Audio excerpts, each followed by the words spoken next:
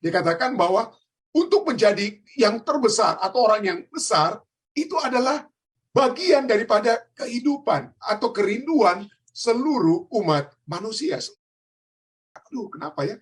Sekarang ini kok orang-orang itu gampang sekali tersinggung. Ya. Kenapa? Gampang sekali tersinggung dan saling serang menyerangnya itu di mana ya? Saling serang menyerangnya itu terjadi tidak bukan di mana? Di sosial media ya. Saya memiliki apa ya? Pertanyaan dengan kata lain ya. Kenapa pada saat ini kita seringkali apa ya? Memiliki masalah-masalah dengan emosi ya, dengan tepat. Tapi kita akan lihat bagaimana memang dari sana, dari sononya orang Jakarta bilang ya, dari mulanya kita ingin memiliki satu apa ya, satu kerinduan untuk menjadi yang terbesar, untuk dapat dimuliakan. Itu menurut artikel Scientific American ya, Mike Magazine ini dikatakan bahwa untuk menjadi yang terbesar atau orang yang besar itu adalah bagian daripada kehidupan atau kerinduan seluruh umat manusia. Seluruh umat manusia ingin memiliki apa ya? Dapat besar. The striving for greatness is a fundamental human drive. Ya, kalau kita penekanannya di sini. Jadi kerinduan untuk mencapai sesuatu yang besar, untuk menjadi sesuatu yang lebih baik, ya, itu adalah satu dorongan kepada seluruh umat manusia. Dengan kata lain, sejak kita dilahirkan dalam dunia yang berdosa, sebelum berdosa, kemuliaan itu tentu saja tidak perlu dipertanyakan hanya untuk Allah. Tetapi setelah manusia jatuh dalam dosa, setelah manusia Adam dan Hawa ditawarkan oleh setan, kamu akan menjadi seperti Allah. Apa yang terjadi? Maka sejak saat itulah manusia berlomba-lomba untuk menjadi seperti Allah. Dan apa kira-kira keadaan yang sangat relevan pada saat ini? Keadaan yang sangat relevan pada saat ini yang memperlihatkan bahwa kita itu sudah apa? Semakin lebih kritis keadaan kita untuk menjadi seperti Allah, untuk memuliakan diri kita sendiri. Yang mungkin boleh kita lihat itu tidak terjadi beberapa puluh tahun yang lalu. Nah, kenapa saya membahas seperti ini? Karena tadi dari perjalanan kami saya tadi menghadiri pertemuan para pendeta yang ada di Washington, di Maryland ya. Dalam perjalanan pulang ya, sementara saya berbicara dengan ada beberapa orang yang saya berbicara di dalam perjalanan tersebut. Sementara karena saya sedang berbicara dengan orang lain di telepon, istri saya melihat-lihat dia punya Facebook dan dia melihat bagaimana ada beberapa sahabat dekatnya itu, kenapa ada sering sering bersitegang, bermasalah di sosial media mereka, ya. Dan kemudian, dia kemudian setelah pembicaraan saya di telepon selesai, kami berdiskusi, dia katakan, kenapa ya sekarang ini kok orang-orang itu gampang sekali tersinggung, ya. Kenapa gampang sekali tersinggung dan saling serang menyerangnya itu di mana ya? Saling serang menyerangnya itu terjadi tidak bukan di mana? Di sosial media ya. Dan saya katakan kepada istri saya, pada saat ini kita dulunya ya, kalau kita ingin salah satu poin dengan sosial media, kita sudah pernah bahas ini dia, tapi nggak apa-apa ya, saya ulang lagi ya. Sebelum ada sosial media, kita memang untuk menjadi memuliakan diri kita sendiri, kita harus memang betul-betul berprestasi ya, kita memang harus orang yang harus diundang di kiri kanan, dikenal jadi bintang film dan lain sebagainya. Tetapi saat ini kita dapat mempromosikan diri kita walaupun tidak harus pergi kemana-mana ya. Kita berada saja, yang penting ada mobile phone, ada foto diri kita sendiri, apalagi Facebook dan sosial media lainnya membantu kita sehingga ada filter sehingga jerawat saya pun ini bisa hilang atau rambut saya yang sudah berkurang di sini bisa ditambah-tambah dan lain sebagainya. Jadi kelihatan saya itu bisa lebih baik daripada yang sesungguhnya. Dan begitu saya tampil lebih baik, orang-orang kasih jempol, itu sosial media itu membantu kita untuk dapat apa? Dari satu sisi membantu kita untuk dapat dilihat ya. Dulu kalau kita untuk dilihat kita harus mungkin masuk di majalah dulu, masuk di koran, tapi kita sekarang bisa mempromosikan diri kita di sosial media. Tapi itu salah satu. Dan poin lainnya adalah yang terjadi karena adanya jempol, orang-orang akan jempol, kita seringkali terangkat. Tetapi pada saat yang bersamaan, jangan sampai kalau apa yang kita posting, kita tulis di wall kita itu ada yang menentang atau ada orang yang melawan apa yang kita nyatakan, waduh kita lagi langsung rasa gampang sekali tersinggung, maka seringkali kita hajar menghajar, termasuk saya juga dulu ya. Saya juga guilty, saya juga bersalah dalam hal tersebut. Kita sering saling hantam menghantam ya. Gampang sekali kita tersinggung ya, gampang sekali ya. Kenapa? Karena selain itu, kalau saya mau bermasalah dengan orang lain, maka yang terjadi mungkin yang tahu itu cuman saya dan orang tersebut. Paling tinggi yang orang lainnya akan tahu itu paling keluarga saya dan keluarga orang tersebut ya. Tapi pada saat ini kalau saya sedang bersitegang dengan orang lain, maka bukan hanya keluarga saya dan keluarga orang tersebut yang mengetahui, tetapi seluruh dunia. Seluruh dunia dapat menjadi terlibat di dalamnya. Apalagi kalau orang yang support kita, yo neta memang si dia itu begini. Waduh, akhirnya lebih ramai ya. Karena pihak sebelah juga punya pengikutnya, punya sahabat-sahabatnya dari seluruh dunia. Sehingga lebih ramai gitu dengan adanya sosial media. Dan orang menjadi semakin bermasalah dengan kata lain. Ditambah, selain itu, pada saat kalau saya komentari wall Anda, saya bikin komentar sesuatu kepada Anda, saya serang Anda, maka saya tidak sedang melihat muka dengan muka. Saya cuma sedang melakukannya itu di depan Di depan cellphone saya. Jadi saya tidak sedang melihat wajah Anda. Saya tidak sedang melihat wajah yang sedang saya serang atau sedang saya hajar ya. Dan itulah menyebabkan orang itu pikir, wah saya kan ini kan bebas dong saya sekarang untuk bilang apa-apa, tidak ada konsekuensi. Kalau saya sedang menyerang Anda misalnya, Anda kan bisa berantem, Anda bisa pukul saya. Tapi kalau sekarang saya menyerang Anda di Facebook, di wall Anda ataupun di Twitter atau apa, Anda tidak bisa pukul saya langsung kan. Jadi kita memiliki kebebasan yang lebih dengan kata lainnya. Itulah sebabnya orang menjadi lebih gampang untuk saling serang menyerang dan lain sebagainya. Kenapa? Karena ingin memuliakan diri sendiri. Ya ingin jangan sampai kemuliaannya ataupun kebesarannya itu diperkecil. Kita nggak mau diperkecil dan lain sebagainya. Itulah yang sedang seringkali terjadi. Dan dalam perjalanan tadi dari Maryland, kami berbicara, itu saya katakan. Dan kebetulan pada saat saya membaca artikel demi artikel, setelah saya pulang, dan saya membaca apa yang saya pikirkan itu juga memang betul ya. Research demi research membuktikan bagaimana orang itu pada saat ini gampang hajar menghajar ya di sosial media ya. Sosial media. Karena apa? Karena kita tidak mau direndahkan, saya tidak mau diremehkan pendeta. Jadi kita harus balas dan lain sebagainya di wall dan lain sebagainya. Padahal bukan itu filsafat Alkitab. Bukan itu ajaran Alkitab ya. Alkitab katakan dalam Ibrani 12 ayat 14, berusahalah hidup damai. Berusahalah hidup damai dengan semua orang dan kejarlah kekudusan, bukan kejarlah kemuliaan diri kita sendiri. Yang walaupun mungkin dari segi manusianya kita dilahirkan dengan mencari kemuliaan, ingin jadi seperti bintang film, ingin jadi seperti penyanyi ini dan lain sebagainya, agar dapat dipuja dan dipuji, dimuliakan ya. Yang kita harus kejar bukan lebih banyak berapa banyak orang yang lihat video saya, berapa banyak orang yang angkat jempol saya, berapa banyak orang yang puja-puji saya waktu saya buat foto atau apa di Facebook. Tapi yang harus kita kejar adalah kekudusan. Kenapa? Karena kalau kita takut akan Tuhan dan fokus kita surga, maka yang kekudusan itulah yang akan yang membawa kita. Bukan berapa banyak follower saya di Facebook atau Twitter ataupun di Instagram dan lain sebagainya. Kejar kekudusan. Bukan jempol yang diangkat ya. Kejarlah kekudusan. Sebab tanpa kekudusan, tidak seorang pun akan melihat Tuhan. Ya. Tidak ada seorang pun akan melihat Tuhan. Dan untuk mengejar kekudusan itu, maka kemuliaan diri itu harus mati terlebih dahulu, saudara. Kemuliaan diri kita harus dimatikan. Charles Spurgeon, ya pengkhotbah yang saya sering dengar, ya, terkenal dulunya ya, di kekristenan dikatakan, kita tidak akan pernah memuliakan Allah. Ya, pelajaran kita tentang memuliakan Allah, kemuliaan Allah.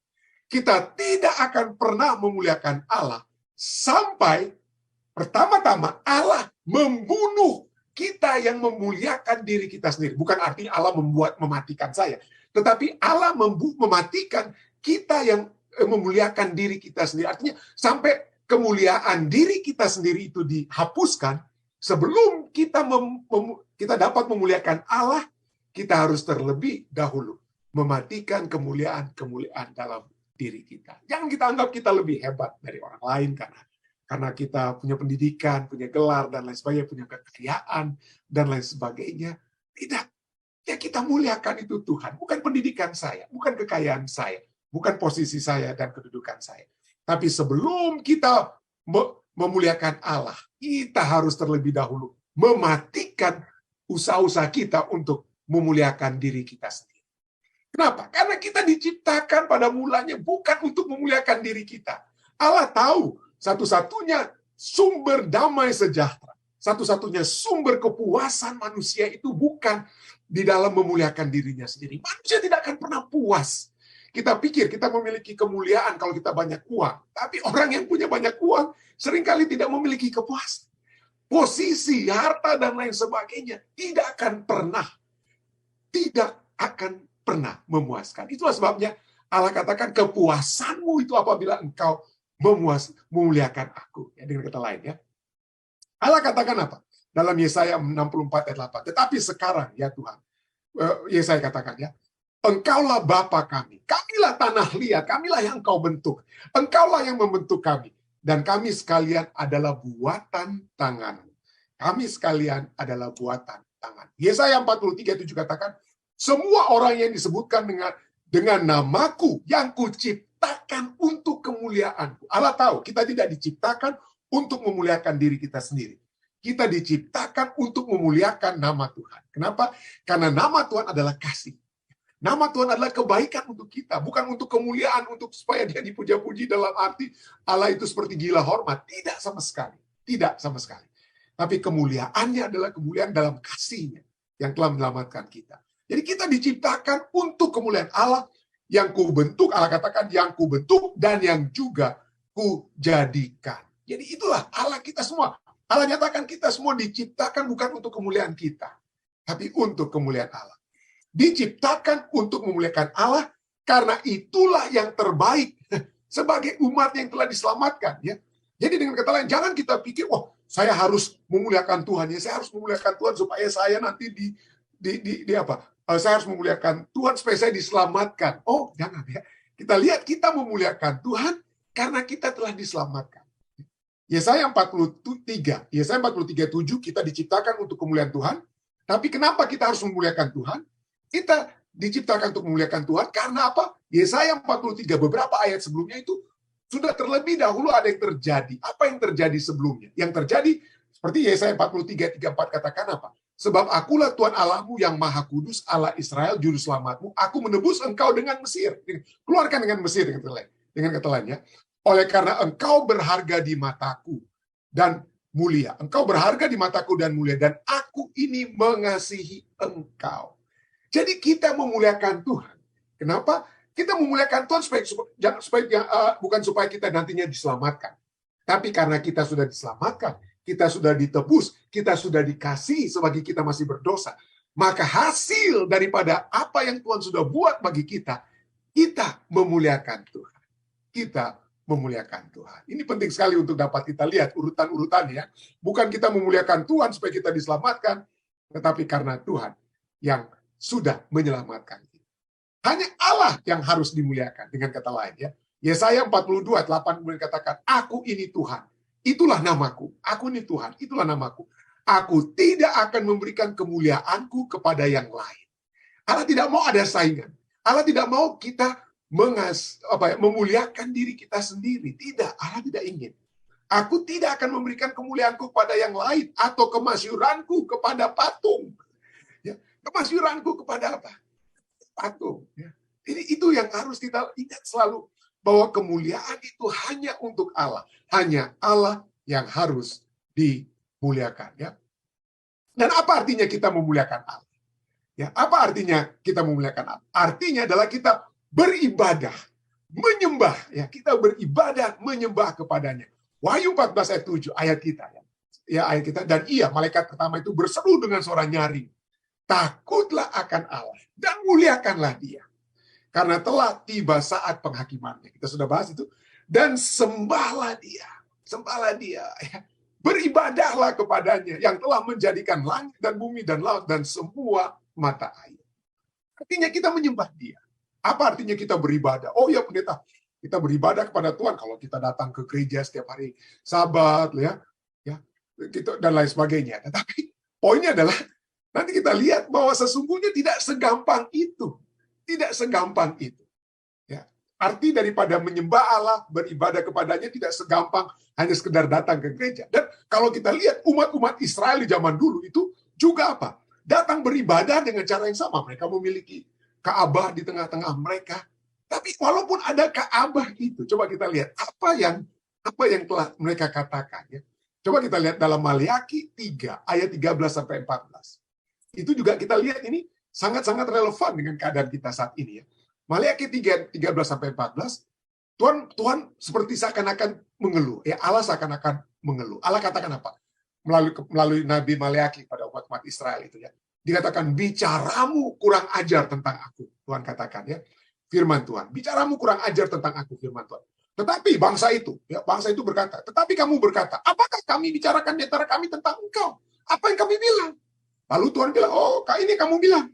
Kamu berkata, ini kamu katakan, adalah sia-sia beribadah kepada Allah. Kenapa harus sia-sia? Kenapa? Apa yang menjadi masalah? Apakah datang ke Ka'bah membawa persembahan dan lain sebagainya itu merupakan suatu hal yang sia-sia? Dan kenapa mereka harus mengatakan itu sia-sia? Tidak ada orang Israel yang datang ke Ka'bah tanpa membawa persembahan. Ya. Mereka harus datang ke Ka'bah pada perayaan-perayaan tertentu. Tapi sekarang pada saat mereka membawa persembahan tersebut, mereka katakan adalah sia-sia beribadah kepada Allah. Lalu kemudian apa lagi mereka katakan? Apakah untungnya kita memelihara apa yang harus dilakukan terhadapnya dan berjalan dengan pakaian berkabung di hadapan Tuhan semesta alam. Ini banyak yang dapat kita lihat, dapat kita cerna dari ayat ini. Kenapa? Karena ini dapat menjadi satu masalah juga dengan keadaan kita pada saat ini. Banyak orang di zaman sekarang ini, saya percaya bukan Anda ya, tapi umat manusia katakan, aduh, buat apa itu berbakti kepada Tuhan? Ya, apa untungnya bagi kita? What will benefit us? Apa untung ruginya? Lebih banyak ruginya, banyak orang bilang ya. Bagaimana kita masih mau kasih persepuluhan, 10%, besar sekali itu. Ya, persembahan, persepuluhan dan lain sebagainya ya. Jadi bagi mereka, ya bagi orang-orang Israel dan juga bagi kita pada saat ini banyak pertanyaan yang sama muncul ya. Apa untungnya kita beribadah kepada Tuhan? Kita rugi dengan kata lain. Kita rugi dan sia-sia ya. Dan juga kita lihat bagaimana motivasi mereka dalam beribadah. Motivasi mereka ini juga kita lihat ada masalahnya. Apa kurang lebih masalah dengan motivasi mereka ya? Seperti umat Israel di zaman Maliaki ya. Banyak sekarang juga yang bertanya, apakah untungnya memuliakan Tuhan? Apa untungnya? Ya, kenapa ya? Bagi mereka, ini menjadi motivasi. Bagi mereka, kita ini beribadah untuk mendapatkan berkat. Ya. Saya datang untuk berbakti kepada Tuhan, saya memberikan persembahan perpuluhan untuk mendapatkan berkat. Dan begitu berkat itu seakan-akan tidak didapat.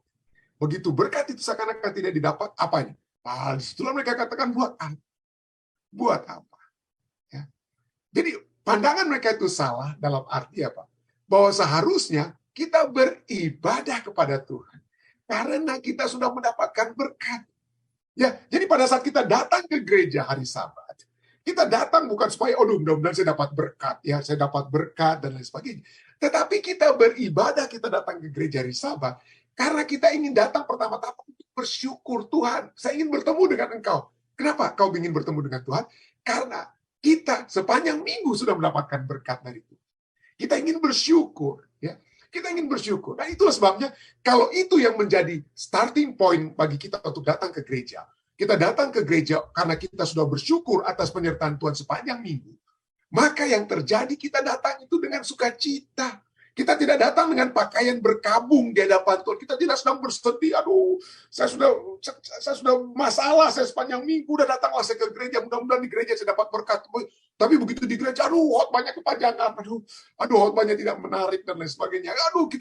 Kita datang untuk mencari berkat, tapi kita tidak dapat berkat.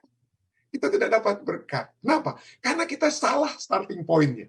Salah pemikiran awalnya. Pemikiran awalnya, kenapa kita datang ke gereja? Karena kita sudah mendapatkan berkat. Kita sudah mendapatkan berkat. Jadi, itulah sebabnya, kenapa banyak orang bertanya. Kalau ini poin penting sekali. Kita beribadah karena sudah mendapatkan berkat. Kalau kita datang beribadah untuk bertemu dengan Tuhan yang sudah memberikan berkat, maka kita ingin secepatnya datang untuk berterima kasih. Tuhan, berterima kasih. Engkau sudah memberikan kekuatan kepada saya sepanjang minggu lalu. Saya sekarang ingin bersyukur, berterima kasih kepadamu Tuhan. Maka kita tidak ada masalah dengan apa? Keterlambatan untuk masuk ke dalam gereja juga, saudara. Kita tidak ada keterlambatan. Kenapa? Karena kita bukan ingin mendapatkan sesuatu, karena kita sudah mendapatkan sesuatu. Kenapa Anda tidak terlambat? Kenapa saya tidak terlambat kalau saya untuk datang ke tempat pekerjaan saya atau ke tempat pertemuan saya? Kenapa? Karena saya ingin mendapatkan upah, ya. Itu kan pemikiran kita. Saya harus datang tepat waktu supaya mendapatkan upah. Supaya saya dapat gaji. Kalau saya datang terlambat, saya dipotong gaji saya. Ya. Itulah pemikiran kita manusia saat ini. Tapi kalau kita rubah pemikiran tersebut, ya, kita beribadah karena kita sudah mendapatkan berkat, kita sudah digaji terlebih dahulu, maka tidak ada masalah tentang keterlambatan masuk ke gereja, ya. Tidak ada masalah. Tapi itulah, ya, banyak orang pada umumnya merasa apa? Berat untuk datang ke gereja, bagaikan berkabung di hadapan Tuhan, ya. Ya. Berjalan dengan pakaian berkabung. Kenapa? Karena motivasi yang salah. Sudah ingin mendapatkan berkat gantinya karena sudah mendapatkan berkat. Kiranya poin ini dapat menjadi pemikiran kita, ya. Jadi kita datang. Kita datang kalau kita lihat datang untuk beribadah, Pak. Karena kita sudah mendapatkan berkat, kita memuji Tuhan, dikatakan. Aku hendak memuji Tuhan pada segala waktu. Puji-pujian kepadanya tetap di dalam mulutku. Kenapa? Karena Tuhan sudah melindungi kita, memberkati kita di sepanjang satu minggu. Sehingga pada hari Sabat kita masuk, kita memuji, bukannya apa? Berkabung, kita menyanyi dengan gembira, saudara. Kita berbakti dengan gembira. Kita melihat sahabat-sahabat kita dengan gembira. Tuhan yang sudah memberkati kita sepanjang minggu. Maka kita datang untuk memuji Tuhan dengan suara kita. Apalagi? Ya, kita bukan berat, bukan berkabung. Jadi itulah sebabnya, kalau bukan hanya datang terlambat. Kenapa orang kalau menyanyi di gereja itu, menyanyinya seperti apa? Perkabungan. Ya itu karena ayat tadi itu, ya. Ya, karena ayat tadi itu, ya, yang orang seperti berbakti dengan apa? Dengan saya boleh tanya apa ini sudah masih ada slide-nya, masih ada, ya, ini, ya. Oke, ya. Poin berikutnya. Ya, poin berikutnya, ya. Kenapa kita seringkali seperti ayat tadi katakan apa? Kita berkabung, ya. Kita berkabung di hadapan Tuhan, ya. Kita ya seperti datang terlambat dan kita menyanyi lagu-lagu dengan seperti penguburan. Lalu berikutnya apa? Yang seperti berkabung, yang sedih. Kita sedih untuk membawa persembahan. Kita bersedih untuk membawa persembahan. Tapi kalau kita datang dengan satu pemikiran, Tuhan sudah memberkati kita, maka kita datang dengan puji-pujian, bukan hanya menyanyi. Ya. Mazmur 56 ayat 11 dan ayat 13 katakan, kepada Allah firman-Nya kupuji. Ya, firman-Nya kupuji. Firman-Nya kepada Tuhan, firman-Nya kupuji. Nasarku kepadamu ya Allah akan kulaksanakan, dan korban syukur akan kubayar kepadamu. Ingat, persembahan kita itu korban syukur, bahasa Inggrisnya my thank offering. Jadi kita datang bukan dengan berkabung, kita datang membawakan korban apa? Korban syukur atau apa? Ucapan terima kasih. Persembahan itu adalah ucapan terima kasih atas apa yang Tuhan sudah berikan. Ya, berkat-berkat Tuhan sehingga kita datang sebagai orang-orang yang sudah diberkati. Kita menyanyi dengan suara yang gembira dan yang lainnya. Kita menyanyi dengan persembahan yang kita tidak tahan-tahan untuk kita kasih. Semuanya kita bawa dengan apa? Dengan baik, ya. Dan dengan kata apa lagi, ya? Itulah sebab kalau itu kita lakukan, kita datang berbakti karena oleh sebab Tuhan yang sudah memberkati kita, maka dikatakan apa? Kita juga dapat melayani Tuhan. Ya, seringkali ya setelah potluck atau apa, dipanggil, walaupun sebenarnya perlakuan baik kepada sesama itu jangan hanya melalui program, ya. Kita sudah pelajari itu lalu. Kita melakukan kebajikan itu oleh sebab apa? Oleh sebab kasih Tuhan yang sudah diberikan pada kita, dan kita ingin memuliakan Tuhan yang sudah memberkati kita. Maka apabila itu terjadi, setelah ibadah, bukan hanya Sabat sore, tapi sepanjang satu minggu berikutnya juga, biarlah seperti Matius 5 ayat 16 katakan, hendaklah apa? Hendaklah terangmu bercahaya di depan orang, supaya mereka melihat perbuatanmu yang baik, dan memuliakan Bapamu yang di sorga. Bagaimana caranya supaya perbuatan kita itu adalah perbuatan-perbuatan yang baik? Bagaimana supaya kita dapat melayani sesama dengan lepas tanpa beban? Kita melayani apabila kita memiliki motivasi yang tepat. Motivasi apa? Motivasi kita ingin memuliakan Tuhan yang sudah memberkati kita.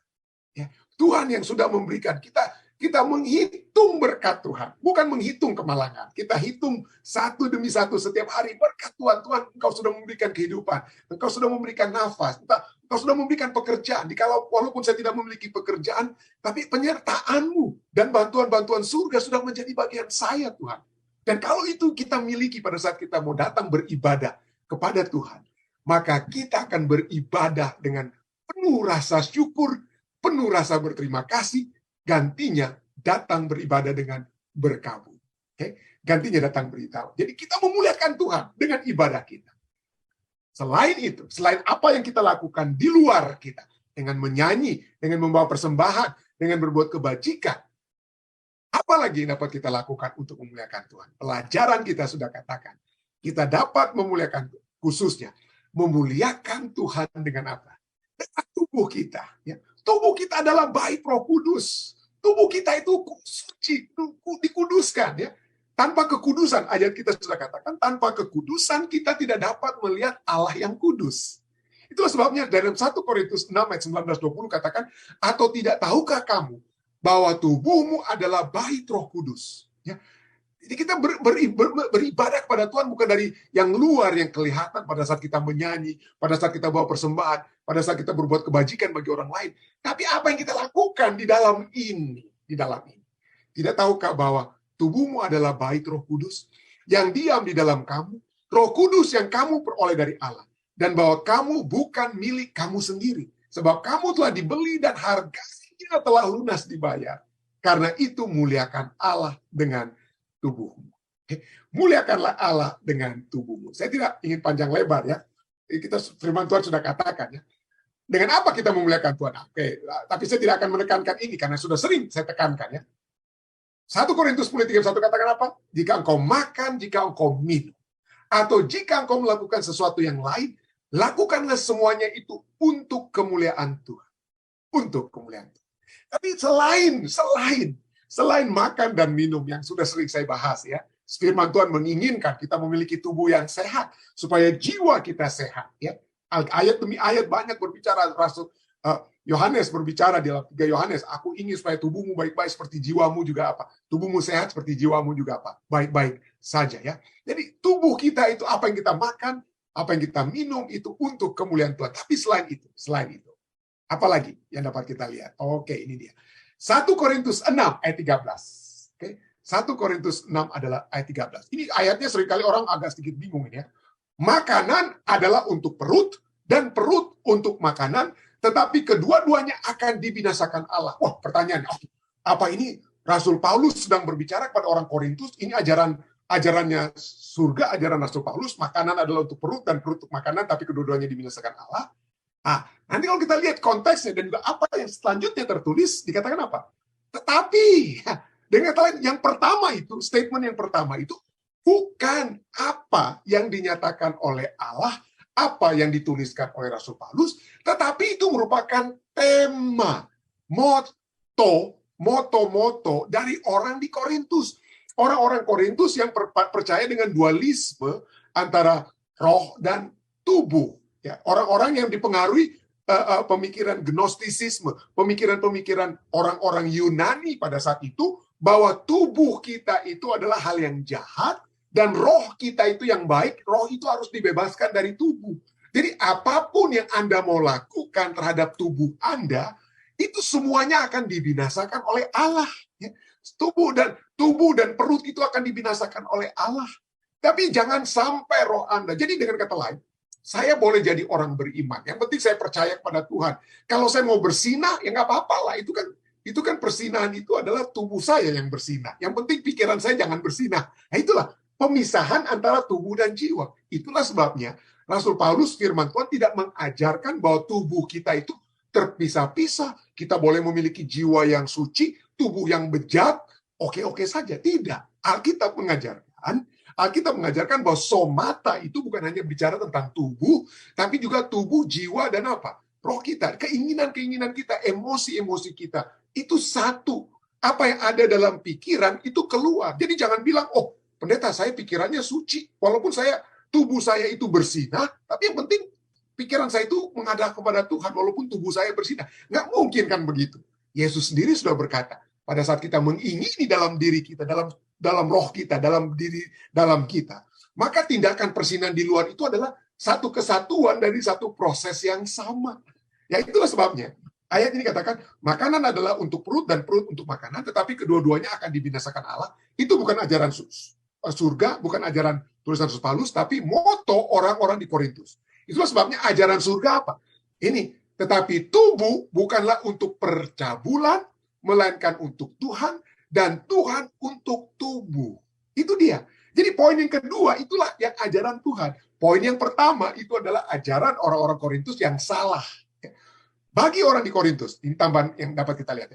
Makanan itu adalah imoralitas seksual. Jadi itu seperti makanan itu adalah kita bebas untuk berhubungan seks, ya. Dan tubuh berdosa kita itu adalah perut. Jadi tubuh berdosa itu membutuhkan apa? Membutuhkan makanan, ya. Membutuhkan makanan seperti apa? Satu kesatuan yang saling membutuhkan, dan oleh sebab itu tidak ada salahnya tubuh itu dan sosial imoralitas itu yang berdosa itu dapat disatukan, karena akhir-akhirnya kan sama juga, tubuh itu kata mereka itu akan dibinasakan oleh Allah. Tapi sekali lagi, ini bukan ajaran Alkitab. Ini bukan ajaran Allah. Ajaran Allah adalah satu apa? Satu kesatuan. Yesus katakan apa yang kita pikirkan itu sudah berdosa. Apa yang kita pikirkan sudah berdosa. Apa yang ada di dalam jiwa kita yang kemudian ujung-ujungnya akan keluar dengan satu tindakan persinahan, itu mulainya dari dalam apa? Mulai dalam pikiran. Dan biarlah kita menyadari, firman Tuhan menyatakan, biarlah kita menyadari bahwa tubuh kita itu adalah apa? Tubuh kita adalah bait Roh Kudus. Orang Korintus katakan tubuh kita itu ya berdosa. Bebaslah kalau saya mau isi apa saja tubuh saya mau bersinah, melakukan apa saja dengan anggota tubuh saya, itu urusan saya. Yang penting pikiran saya ini untuk no. Rasul Paulus katakan, tubuhmu adalah bait Roh Kudus yang diam di dalam kamu. Roh Kudus yang kamu peroleh dari Allah, dan bahwa kamu bukan milik kamu sendiri. Sebab kamu telah dibeli dan harganya telah lunas dibayar. Karena itu muliakanlah Allah dengan tubuh. Marilah kita, ajakan pada saat ini, kita memuliakan Tuhan dengan tubuh kita. Kenapa? Karena Tuhan tahu, pada saat kita memuliakan Tuhan, pada saat kita memuliakan Tuhan, itulah yang terbaik. Ya, itulah yang terbaik. Tuhan tahu mana yang terbaik untuk kita. Kalau kita memuliakan diri kita sendiri dengan hal-hal yang tidak baik yang kita masukkan ke dalam tubuh kita, atau apa yang kita lakukan dengan tubuh kita, dengan persinahan dan lain sebagainya, Tuhan tahu itu tidak membawakan kebaikan. Oleh sebab itulah Tuhan berkata apa? Tuhan katakan, muliakanlah. Muliakanlah. Baik, terima kasih. Mungkin inilah yang dapat saya sampaikan. Saya bagi